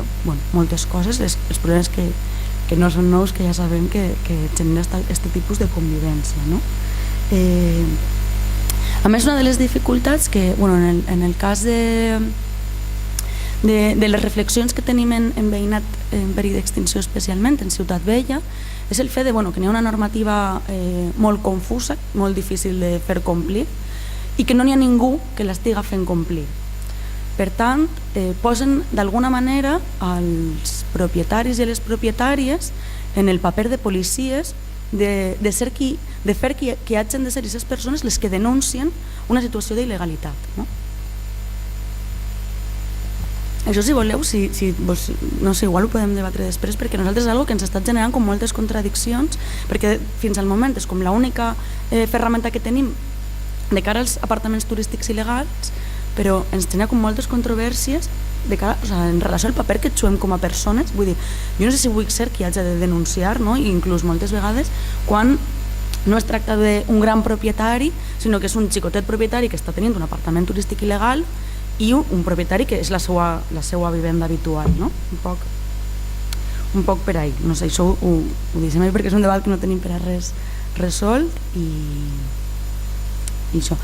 Un poc en definitiva la sensació, el sentit que tenim, que és compartit entenc de la majoria dels barris, és que el turisme de cara a les relacions que tenim en el barri, de cara al model, el deshumanitza tant l'espai, l'entorn, com les nostres relacions, com les cases, no? Se generen altres noves relacions, que és un poc el que també comentava abans Emili, no? Relacions que en principi semblen que venen per la militància, però que en el nostre cas em sembla que són com les qüestions positives d'aquest moment i que des de veïnat estem vivint com en força i cert optimisme, perquè de vegades necessitem tindre cert optimisme en moments en què que tot sembla molt caòtic i com molt difícil, inclús en moments que dius, pensàvem que estàvem en un moment d'ajuntaments i governs del canvi i en València no ho estem sentint aixina en quant a les polítiques urbanístiques i turístiques, no? I és com aquesta organització i aquesta aliança entre associacions, entre aquelles més provinents dels moviments més autònoms i aquelles que venen més dels moviments associatius veïnals més convencionals, no? I aquest exercici de posar-se d'acord, no? Igual cadascuna estava en temes diferents en el barri, això de les diferents associacions, en aquest cas els dos extrems no s'han juntat tant, no? N'hi hagué un moment que semblava que igual sí, però no, la més pro-gentrificació s'ha quedat fora i continua el seu procés, però altres més convencionals que igual en molts altres temes no hem pogut posar-se d'acord, ara estem fent l'esforç i l'exercici de posar-se d'acord i de tractar de fer-ho des de la cura i la contundència, no? Vull dir, no deixar pel camí res que ens sembla important mantindre a ninguna de les parts, però molt des del respecte, no? I n'hi ha alguna cosa interessant també, que és que en aquest cas és com si d'alguna manera el lideratge provinguera més dels moviments autònoms i l'associacionisme veïnal s'haguera enganxat però d'una manera molt bona, no? Per dir-ho molt, no sé, com si l'engranatge funcionara molt bé, val? Des d'aquesta aliança tractem de conjugar. Les fotos que estan passant són totes de les accions que hem anat fent, quasi totes, crec que són totes de Ciutat Vella, accions que siguin més reivindicatives de tot això que estem dient i al mateix temps entrellaçar en la construcció d'espais i moments de trobada i de convivència, no? Per tot això que estem dient d'aquestes noves relacions o d'afiançar les que ja teníem o de permetre la generació de noves relacions i la reivindicació al mateix temps d'aquests espais propis que demandem com a persones que habitem el barri, no?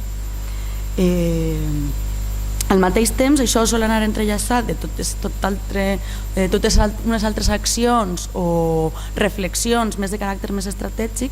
Vaig bé, estic ja a punt d'acabar. I que moltes vegades, vull dir que és com el repte de com aconseguir no desgastar-nos en tot aquest procés que moltes vegades comporta estar revisant planejaments urbanístics, nous plans, haver d'estar redactant al·legacions, notes de premsa, no? com una feina constant que dius, al final sembla que des de la militància hem de ser juristes, urbanistes, un poc, moltes coses que allunya també moltes vegades a la gent que ve perquè té problemes en la vida quotidiana però que no té per què estar interessada en aprendre a redactar al·legacions o analitzar plans urbanístics, no? Això és un dels grans reptes, és com conjugar tot això en les cures cap a aquesta heterogeneïtat que volem mantindre i que volem permetre, no? I d'altra banda tractar de cuidar que em sembla com molt important, totes aquestes persones menys polititzades però que són les que s'acaben identificant o que acaben tenint aquests problemes de desplaçament o de perill de desplaçament, tractar de cuidar el procés amb elles en la mesura en què elles vulguin i puguen implicar-se, no? En els seus ritmes, els seus temps, les seues situacions personals, no? I ja per acabar, tenim el dubte, per exemple, de qüestions com la peatonalització en Ciutat Vella, que si ha sigut, en aquest cas, si l'interrogant de com ajuda o no ajuda això, no? Demandes que teníem igual fa 15 anys, de si Ciutat Vella s'hauria de peatonalitzar, ara quasi ens fa ràbia, perquè és una de les qüestions que ha facilitat que no puguem anar pels carrers pels que anàvem abans, no? Perquè ara són els rius i rius de turistes moltes vegades. No? I ja per a tancar, m'agradaria tancar en una frase que va dir una dona en una de les accions la del soterrar, just en esta, era un soterrar simbòlic, no? Que era que dia, el que no va aconseguir la Riguà ni el Pla Ribas ho va aconseguir el turisme, no? Vull dir, ni la Riguà, que va ser una catàstrofe natural devastadora en els anys 60, ni el Pla Riba, que va ser el pla que vos dic dels anys 90 de regeneració com molt invasiu i del desplaçament, això diu la dona aquesta, una dona molt major, no ho va aconseguir, però que tal vegada el turisme sí que ho pugui aconseguir, no? Que sigui ja el desplaçament de tot el barri de Ciutat Vella, i en això ja sí. Perdoneu. Molt bé, molt bé, Alba. Doncs ara tenim una mica més de mitja hora per obrir el debat, perquè pugueu fer preguntes o aportacions sobre aquest tema de com el turisme i les gentrificacions està afectant les relacions humanes i socials en els barris.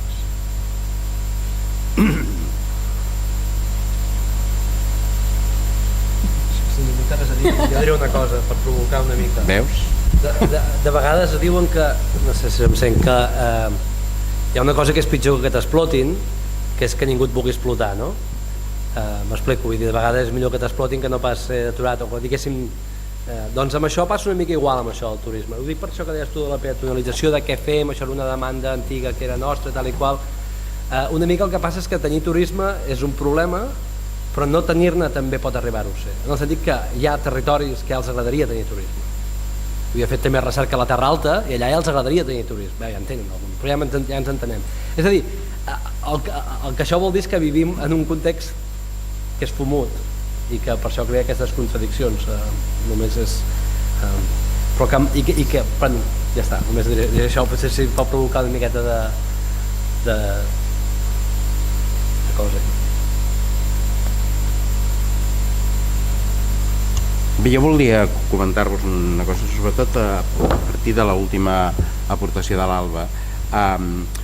Em fa l'efecte que aquesta problemàtica de la gentrificació i de la massificació turística en certa manera està despertant el sentiment de pertànyer al barri que potser l'havíem perdut, perquè gràcies a que ens movem més i tenim la vida amb una extensió geogràfica més ampla que fa uns anys, doncs potser no ens sentíem tant de barri. Això passa o no? Jo crec que sí, jo crec que això pot passar, vaja. Vull dir, el barri en part és un espai de lluita, o pot ser-ho, i augmentar l'espai de lluita, si es lluita, es fa barri. No? És una mica el que estaves suggerint, no? Sí. Jo és que això que deies, l'Alba, de que anem tard, ja entenc la sensació, però crec que per un cantó, òbviament, el que dius és cert, perquè anem tard, perquè hi ha veïns que s'han anat i tal, però segurament no és veritat. L'Andrés explicava que d'alguna manera molta gent pensava amb els Jocs Olímpics això ja s'ha turistificat, ja aquí hem arribat, no? I sempre hi ha més, o sempre pot haver-hi més, no? Per tant, mai no es fa tard, perquè els altres segueixen treballant.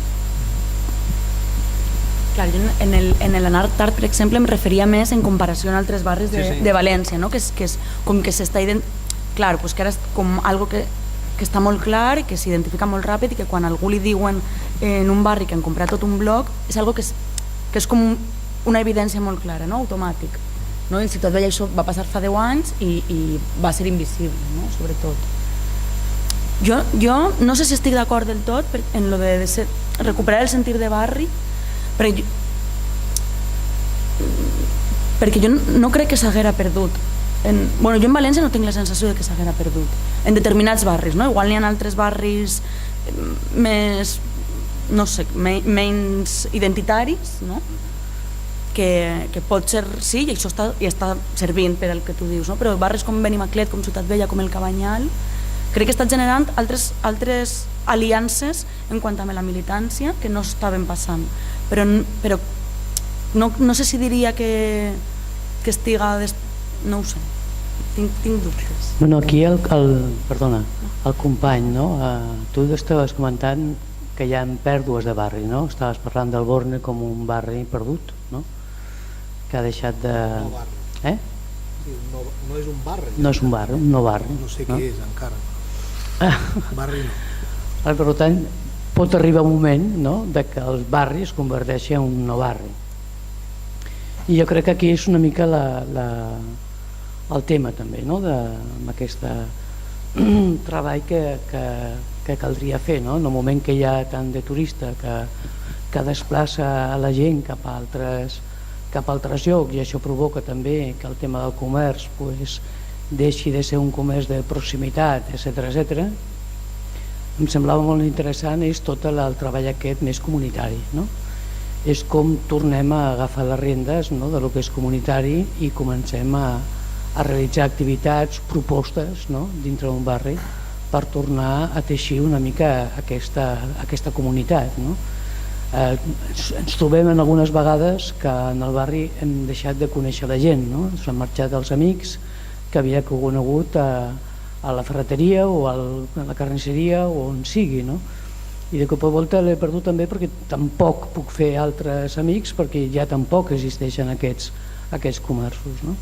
Per tant, aquest treball de teixir el barri, no?, de fer projectes o els centres cívics, com comentava abans l'Emili, no?, són els que queden aquests reductes que ja no és el carrer, perquè no estem en aquella època, malgrat sembla ser que l'altre dia, no?, en un diari l'alcaldessa deia que volia tornar a desprohibir, no?, que la gent no pogués jugar a pilota al carrer, no?, i va dir que s'ha acabat aquesta prohibició, que la gent tindria que sortir al carrer, i no sé si és amb aquesta idea, no?, de recuperar els carrers, de fer-los nostres i que la gent es pugui conèixer, no?, per tornar a sentir aquesta sensació de barri, per tant fer una mica de peron a tot aquest tipus d'històries que estan parlant de la gentrificació. No sé què penseu. Jo sobre això que comentaves, en el cas de la Barceloneta crec que no passa, i crec que passa una altra cosa, que és que hi ha una reacció d'un excessiu orgull de barri. És a dir, que hi ha una mena de com ho deies tu, un arraconament, hi ha una sensació d'arraconament que provoca una reacció de ressentiment, i llavors hi ha un exagerat orgull de barri, que penso que de vegades no és bo, perquè també pot arribar a ser amic de determinades actituds xenòfobes que d'una banda poden ser en relació als turistes, però també als migrants, per exemple. I a la Barceloneta això s'ha vist fins i tot a les mobilitzacions en relació a la problemàtica del turisme. I després, en relació al que deia el Jaume abans, a l'inici de les intervencions, jo crec que és molt important no confondre el turisme amb la massificació turística, és a dir, amb la turistització d'un lloc i de la vida de la gent. O sigui, el turisme no és una qüestió que ha de ser essencialment negativa, però el que sí és negatiu és quan el turisme t'arracona i t'expulsa i no et deixa viure, no et deixa anar a comprar tomàquets, no et deixa anar a la ferreteria o no et deixa pagar el lloguer de casa teva perquè s'ha multiplicat el preu d'una forma exorbitant, o fins i tot no et deixa caminar pel carrer per on caminaves. Llavors, el cas de la Barceloneta, hi ha hagut moltíssims anys de convivència, diguem, absolutament pacífica amb el turisme. Quan us parlava de les etapes, entre el que és la primera etapa de turistització del barri però no massificada, és als anys 90, principis dels 90, i no és fins al 2015 que la gent diu ja n'hi ha prou.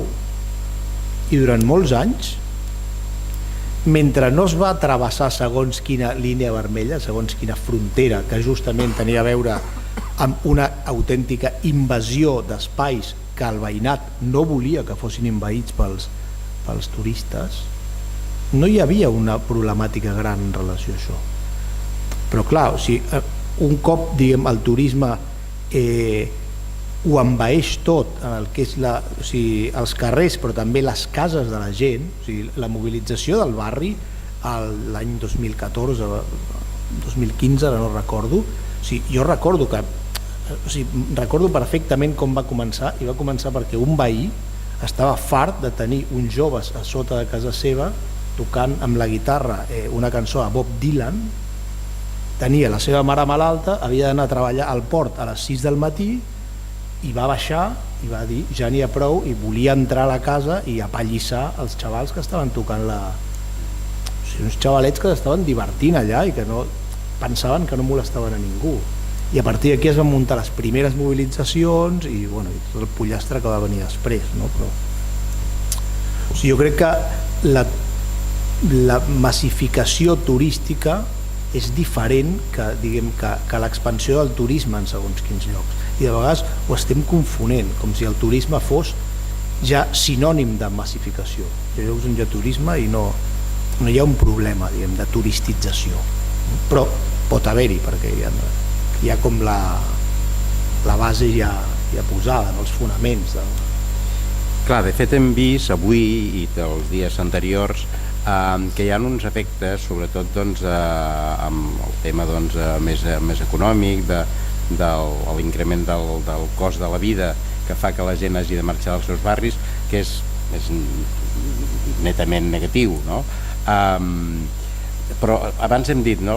El turisme no és l'enemic, en tot cas és una eina de l'enemic. L'enemic són aquestes polítiques neoliberals que fan doncs, que tot sigui vendible i que tot sigui doncs, un actiu econòmic, no?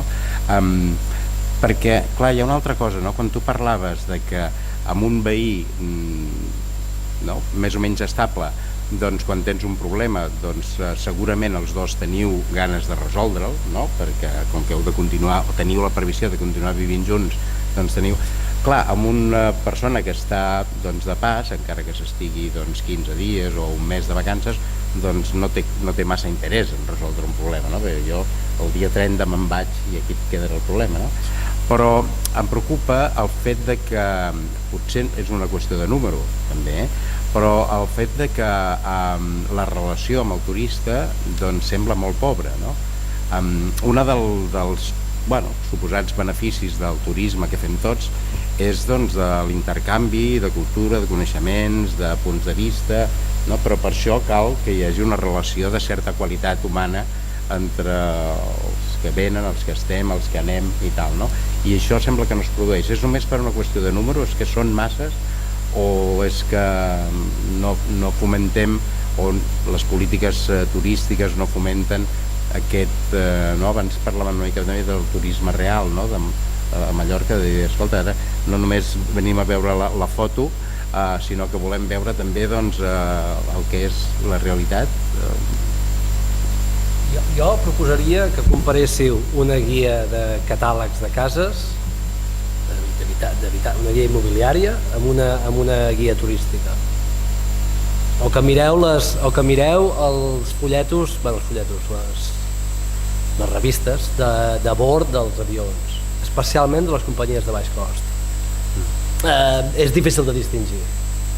És a dir, no és només una qüestió de números, que és clau. És a dir, evidentment hi ha un llindar. Hi ha una qüestió de per qui es fan les coses. Quin és l'objectiu últim cap al qual camina una cosa? Qui és el beneficiari d'allò que estem plantejant? És a dir, per mi aquest és encara si voleu, és més abstracte el que estic dient, perquè al final acaba sent, evidentment, hi ha una qüestió de números i de cap on van aquests números, no? Però va més enllà d'això, perquè si les coses es fan pel turista, arriba un moment en què els números arribaran, o el que és cert que és que arribin, diguem-ho així, els números d'aquests en què una cosa pot ser un problema. Clar, jo crec que també si... Digues, tu, explica, dona. Jo no sé, parlem molt del turisme, i és cert, però jo crec que una de les causes que s'està aprofitant del turisme, jo estic al Poble Sec, no és que tinguem turismes, Al carrer Blai, sí, tenim 45 bars que en la seva època una entitat del barri de Coordinadora va demanar fer-lo peatonal perquè s'estava perdent el tradicional, doncs, la botiga. I clar, quan ens hem donat compte i les institucions ens han començat a fer cas, ja hi ha 45 bars. Però tot així és l'especulació immobiliària. Vull dir que això, el turista té una part, però vull dir, i la misèria, i la precarietat laboral. Vull dir, ja estem, vull dir, el problema dels barris que estan els desnonaments, amb les ocupacions de gent que no pot i que busca la vida i fa el que pot, i esclar, llavors es barreja tot, no? Una mica el turisme, l'especulació immobiliària que està tirant un edifici, et fot allà a ple poble sec una casa d'altre standing, dius, però què fot aquí aquest? M'explico? Vull dir, i hi ha un moment que ja no veus el turisme, però és l'especulació immobiliària de totes aquestes grans empreses que no sé com acabarà això, però vull dir que està traient a la gent gran, que això com ho evites? Tots aquests pisos que estàs pagant 200 euros de lloguer, 250, un bloc que té llogat de tota la vida, ho ha heredat al seu net o al seu fill, aquest edifici, i deia, estic fent el préssec, si ara puc demanar 800 euros i estic demanant, farà el que sigui per treure aquella pobra dona o parella de 75 anys. Vull dir, i que llavors la política amb això hi té que veure, i participa, els nostres ajuntaments estan donant en el callo en aquest aspecte, en tota l'habitatge social, quan tenim bancs en cents i cents de pisos propis, cony, que fotin lleis que els hi treguin aquests pisos i els passin a la gent que els necessita. Vull dir, enteneu on vaig? Vull dir, és aquesta part social que, esclar, el turista, però que els bars del carrer Blai diria que si no fos pel turista els 4 que venen no viuen. Vull dir, jo aniria molt per les institucions, fer lleis que permetin que tot això s'ubitzi i no permetre segons què, però això no sé a qui li convé.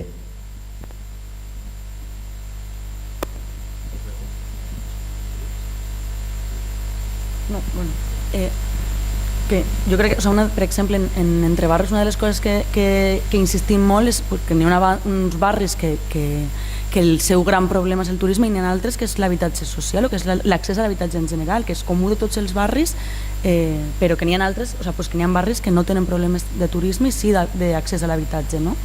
I per això parlem també de com la turistificació com a problema i la bombolla del lloguer són fenòmens que van entrellaçats, no? Vull dir que el problema és que quan parlem del desplaçament o quan estem fent aquest exercici de que la gent s'identifique en el problema col·lectiu, com a col·lectiu, no? Que entenga que la pujada del lloguer és pel turisme i és per la bombolla dels lloguers, vull dir que sí, és l'especulació immobiliària al final, no?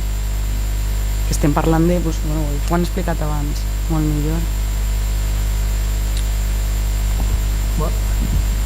El que preguntava sobre la responsabilitat, diguem, de l'administració, en el cas de Barcelona, absoluta. O sigui, el model Barcelona s'ha construït en una col·laboració permanent entre, diguem, allò públic i allò privat. O sigui, la legislació ha afavorit, és el que deia el Jaume abans, quin és el subjecte, diguem, de la intervenció pública, per a qui es fan les coses finalment, no? És la pregunta. Ara hi ha crec que abans ho he esmentat, no? O sigui, tot el tema de la millora urbana, de la reforma urbana, de la revitalització, de la millora dels carrers, de les places, dels espais, o sigui, quins són els seus usuaris finals?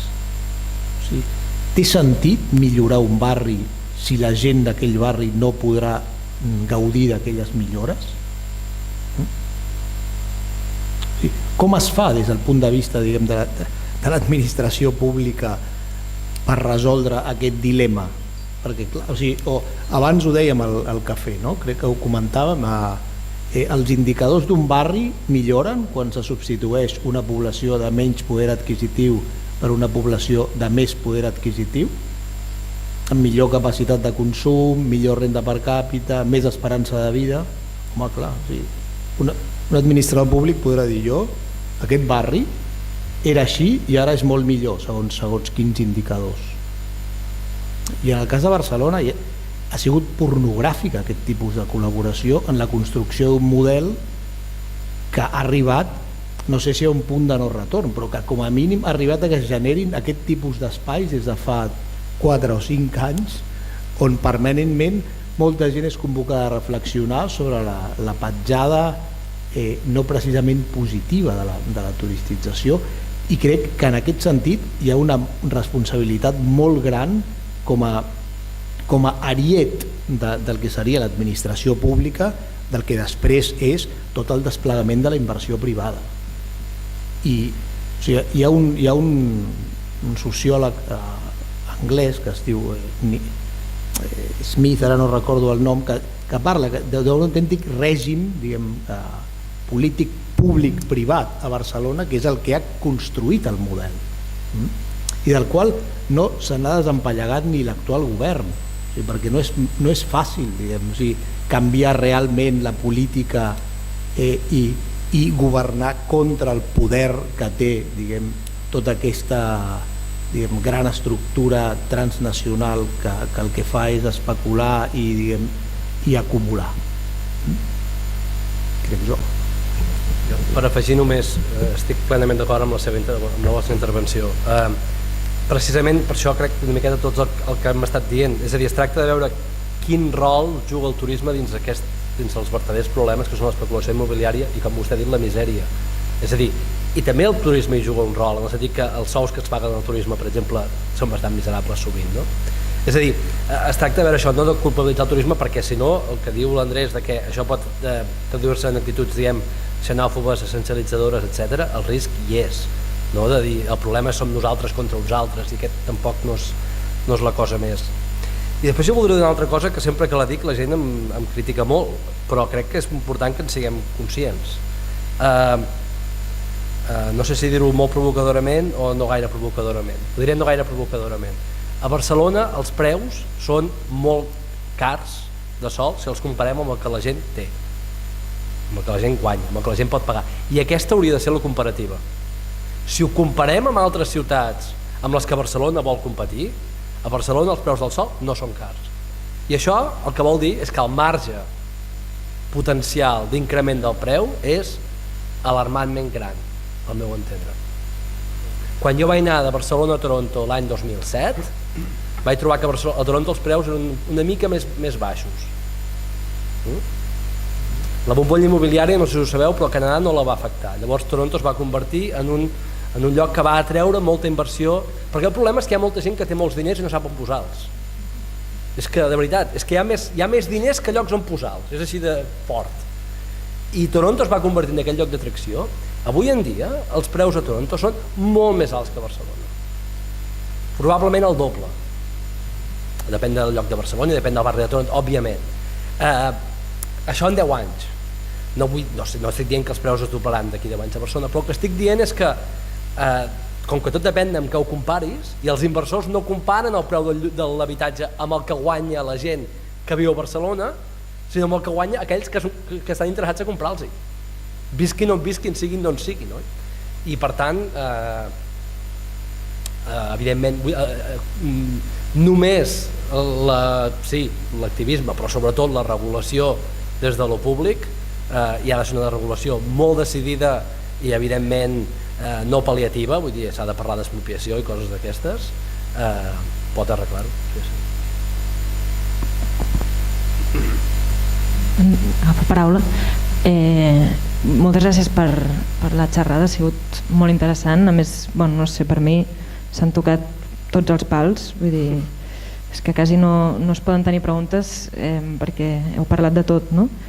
No és una pregunta, sinó una observació, no? De que el problema del que es discutia avui, no? Sobre la penetració del turisme als barris i com aquest afecta la vida quotidiana i en relació a la identificació, tinc la sensació, no? Que això ocorreix quan el turisme deixa de ser algo discret, no? Que és estar allà, no? Que diguéssim, construïm un parc d'atraccions per turistes i els turistes consumeixen i es reproduïm la indústria en un lloc que és diferenciat del de la vida de les persones. Llavors aquí el problema pot existir més deslligat, no? Pot existir en tant que sí que és veritat que el turisme des dels seus inicis, no? Potencia l'immobiliari, per tant les bombolles immobiliàries, però no hi ha un problema de convivència o d'invasió directa, no? Però clar, quan hi és aquesta lògica invasiva, no? Que és com parasitària, és que clar, és com parasitària en el sentit de que Airbnb, no? Parasita pisos que haurien de ser, no? Per persones, perquè visquessin les persones que viuen habitualment a Barcelona, els treu fora del mercat. També parasita la situació de precarietat de les pròpies persones que es veuen obligades, no? A posar en lloguer turístic habitacions que els hi sobren als seus pisos. Però també és parasitari el turisme de millores urbanístiques, no? El que deies la companya d'Entre Barris és que té tot el sentit com a organització veïnal, no? Que està intentant lluitar contra aquesta invasió del turisme. Què he de fer? Perseguir els precaris que posen habitacions d'Airbnb en lloguer? És aquesta la meva funció de policia estrany? He d'estar-me llegint tots els plans urbanístics quan d'entrada una millora urbanística hauria de suposar una millora de qualitat de vida de les persones, a no ser que sigui una cosa molt estrambòtica i no tingui res a veure, que diguéssim, amb realment una millora urbanística, però pavimentar un carrer perquè la gent pugui caminar millor no hauria de ser, no ens hauria d'entrar, no? Aquesta mena de paranoia.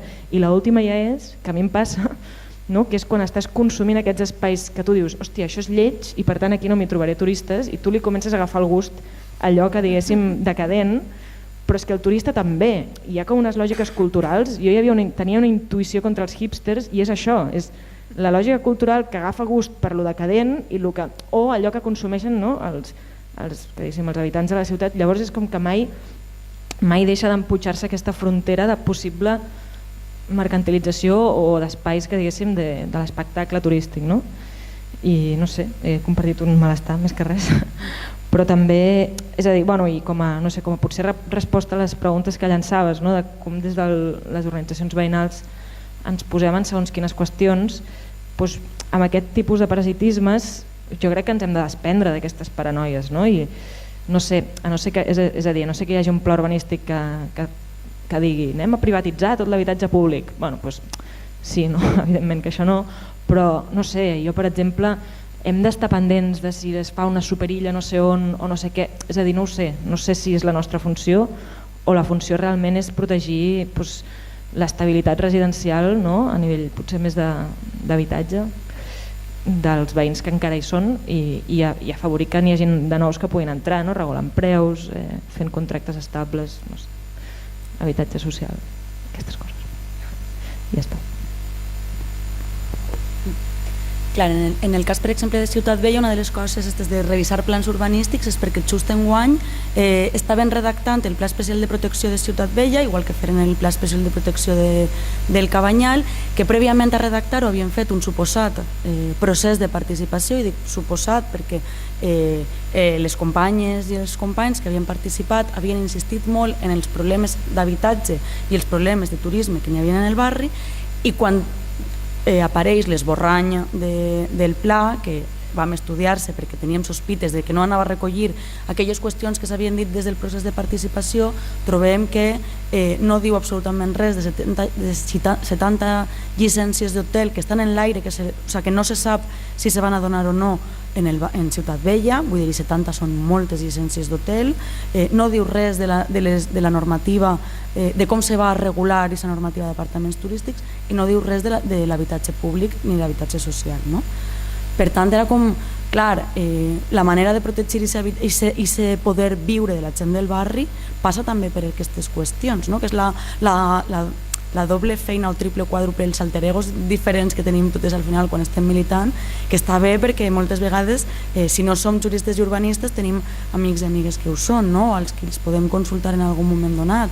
I per això hem de combinar això, perquè sí que ens sembla important estratègicament poder respondre a aquest pla que està votant-se totalment, està faltant-li el respecte a la participació i a tots els moviments veïnals que estan d'alguna manera insistint en les problemàtiques del barri, i al mateix temps ho hem de conjugar en tot allò que diem abans de moments més de convivència, n'hi ha una xocolata per ahir, n'hi ha un sopar a la fresca, com en coses que ens permetisquen soltar i agafar aire i dir, bueno, al final estem fent això perquè ens agrada viure en este barri i ens agrada compartir-lo, no? D'alguna manera.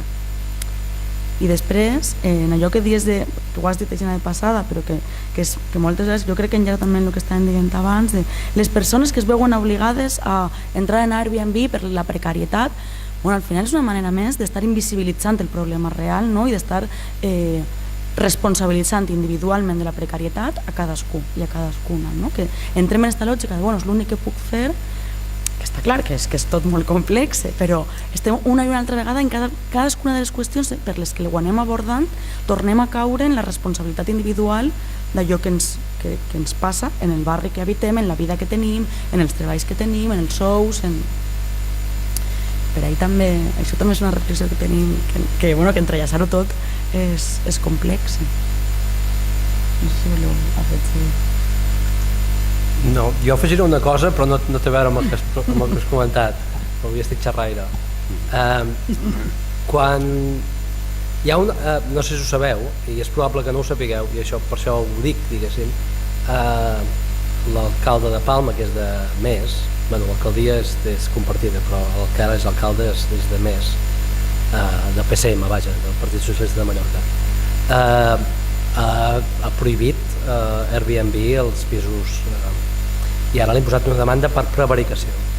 Això a mi em sembla molt gruixut, molt gros, i hem de recordar que Mallorca és un camp d'experimentació. El 2003 va haver una operació d'acoso i derribo contra l'ecotaxa, el primer cop que es posa una ecotaxa. Jo crec que ara mateix, quan parlem de coses com això, el ground zero, com se diu això, el lloc de lluita a l'Estat és aquest. És a dir, jo crec que ha d'haver-hi una campanya de suport a veure, l'Antoni Noguera no és un alcalde perfecte i en mesures turístiques podríem dir-ne moltes coses, tampoc, però en aquest cas concret això és el que està passant i a mi em sembla que és essencial que és a dir, part dels problemes que hi ha és que crec que hi ha un nivell de coordinació millorable i en aquest cas vaja, hi ha un atac per part d'una associació de manera, a més, intentant que no pugui presentar-se a les eleccions, per això es presenta en aquest moment, per això la demanda és per prevaricació, que és bastant gros i que per tant crec que se n'ha de fer un casus belli.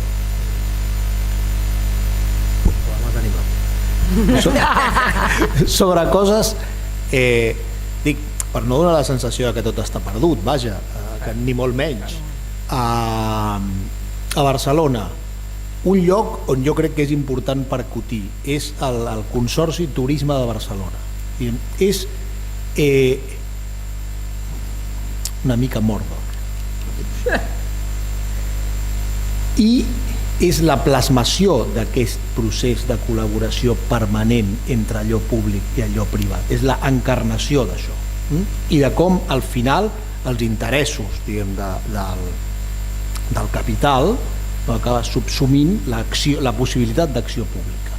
En un cas concret, el tema de la taxa turística, ja que parlaves de l'ecotaxa, o sigui, és inadmissible que la taxa turística, tot i que aquí la Generalitat té competències, per tant és una qüestió més complexa, però inadmissible que la taxa turística que finalment es va implementar en aquesta ciutat encara dediqui un percentatge d'aproximadament el 80% per promoció turística, que és el que fa Turisme de Barcelona. O sigui, com a mínim tenir la possibilitat de curtocircuitar tota la qüestió vinculada a la promoció de la ciutat és important, perquè és una mica un sinsentido el tema de que continuïn invertint-se tanta quantitat de diners en promocionar una ciutat com Barcelona, tal com funciona avui la comunicació en general, la publicitat, el boca a boca o el boca a orella, com vulgueu. Sí, i per tant, tot i que és veritat que aquest Ajuntament ha fet un esforç per començar a revertir aquesta situació i invertir una petita part, que és el que li correspon competencialment decidir en altres afers que no siguin la promoció turística, o sigui, de la taxa turística encara la gran majoria dels diners se'n va a promoure la ciutat i fins i tot han forçat, ara fa un parell de setmanes es va presentar la nova campanya turística de Barcelona, que jo crec que és una gran derrota de l'actual consistori. O sigui, haver de presentar això, haver d'estar en aquella fotografia, jo crec que no s'ho esperava la gran majoria dels seus votants, sinó s'esperava com a, diguem, poder públic una actitud més bel·ligerant en relació a aquests grans poders que òbviament estan per sobre del poder públic. Per tant, Turisme de Barcelona, jo crec, a més hi ha tota mena de xanxullos que han surat darrerament i que la debilita com a institució o com consorci. Sí, si vols fer una última intervenció. Sí, únicament que feia estona que pensava en el consorci, perquè a més del Mordor és que és com gestionar des del privat els recursos públics, perquè els representants de l'administració estan en minoria en el consorci, a més, o sigui que estan qui estan. I Exceltur, quan xerra, posa com a gran exemple de funcionament fantàstic i de entitat, perquè no se li pot dir d'una altra manera, que funciona magníficament bé, és Turisme Barcelona, i va dient com pot ser que això no es faci en altres llocs. I tu dius, senyor, si nosaltres estem intentant que això es desmunti i s'està venent com la gran manera de gestionar. Respecte a l'ecotaxa, és un dels elements que gestionen ells, de la taxa turística, la promoció. La part de la promoció la gestionen ells i la fan amb la que està passant, ja sabeu el documental aquell, no?, de Barcelona, però és que fins i tot amb l'ecotaxa que hi ha actualment a Palma, que no és ecotaxa, o a Mallorca, la darrera promoció que es va fer suposadament per desestacionalitzar era per cridar l'atenció als turistes cap a l'hivern, però era augmentant el nombre de turistes, no repartint-lo al llarg de l'any. Per tant, encara s'estava fent servir per un seguit de coses que eren contràries al que s'havia dissenyat suposadament quan ens en van escombrar hotels sencers, que en el seu moment va ser una actitud molt valenta, però ja no hem tornat a veure més. Però això que has dit, ho comentàvem abans fent el cafè, tots aquests termes de desestacionalitzar, canviar el model turístic, sempre, no sé si s'ho creuen, però sempre acaben sent mentida. És a dir, sempre és afegir, l'Andrés abans observava, vull dir, afegim és a dir, ara es posa de moda a Barcelona, però els turistes segueixen també anant a Salou, com hi anaven als anys 80, o a Lloret, o on sigui, és a dir, desestacionalitzem, però a l'estiu que vinguin els mateixos, és a dir, simplement que puguem tenir treballadors 12 mesos l'any, etc. És a dir, això és una de les grans trampes que ara ja ens hauríem de saber, no? Ja no hauríem de combregar amb això. Bé, doncs fins aquí hem arribat. Us recordo que el dissabte estarem tot el dia, des de les 12 del migdia a l'Auditori de Can Batlló, fent uns tallers d'activisme per veure que no tot està perdut, que ens hem d'organitzar, i també a la tarda amb una taula per intentar buscar més vies d'actuació per revertir aquest procés. Gràcies, Andrés, Jaume, Alba, i gràcies a tots vosaltres per haver assistit, i ens veiem el dissabte a Can Batlló, si voleu. Molt bé. Anem bé, no?